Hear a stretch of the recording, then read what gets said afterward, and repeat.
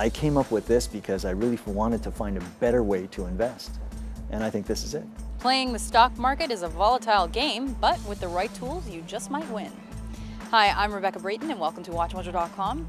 And today we're speaking with wealth advisor John Schwinghammer about his book, Purple Chips. It's a book that tells people how to invest in the best quality, the highest quality of stocks that are out there. And so essentially I call them purple chips because they're like the royalty of blue chip stocks. Would you mind giving us a few examples of blue chip companies versus purple chip companies? Blue chip companies would be names like DuPont, AT&T.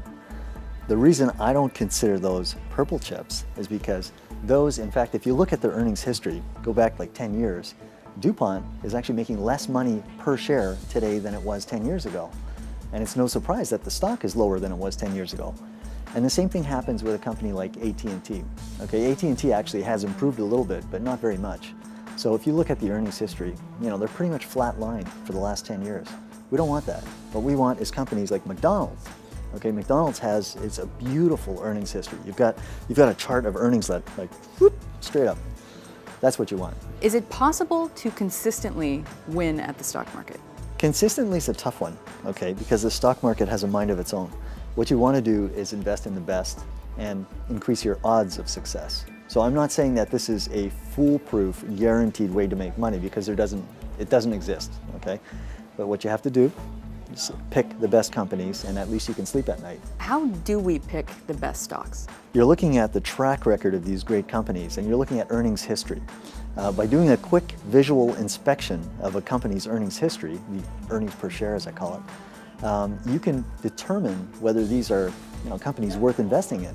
And it's funny, out of all the universe of stocks, there's hundreds and hundreds of stocks out there, there's only 43 companies on the TSX that fit our criteria, okay?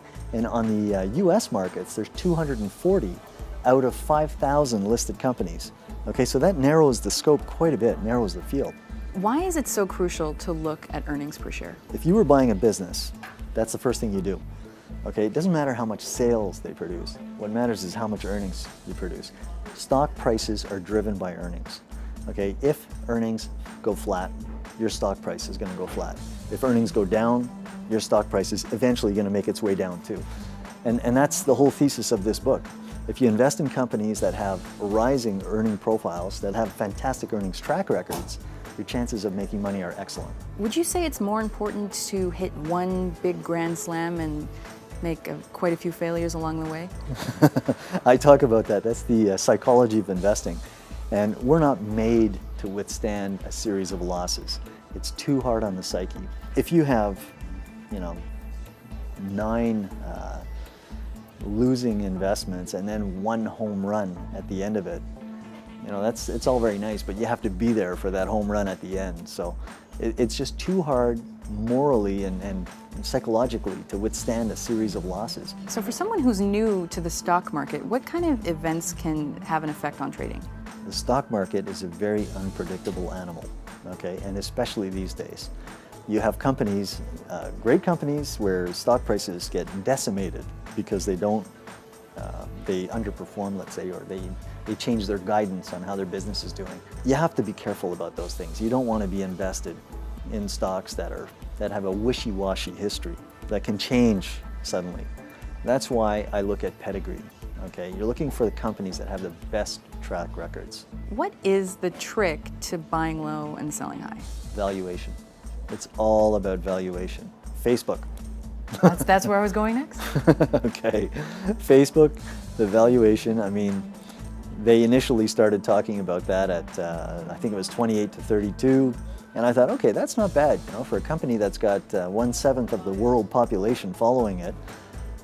People might like that. But in fact, when they came out and said that the IPO would be priced at 38, I thought it was not like. So tell us about the Facebook situation. What went wrong? 2 things. Number 1, the price of the IPO was too high. So to make money, you need someone else to buy your stock, okay? It's not going to happen when the valuation is too high. Secondly, and more importantly, litigation. So when litigation comes up, especially in this market, forget it. game over. Do you have anything else to tell our viewers? People are probably going to wonder, okay, where do I find out about, the list of stocks that qualify on this? We have a website, purplechips.com. It's got everything you need to know there. Great, thank you very much. Thank you.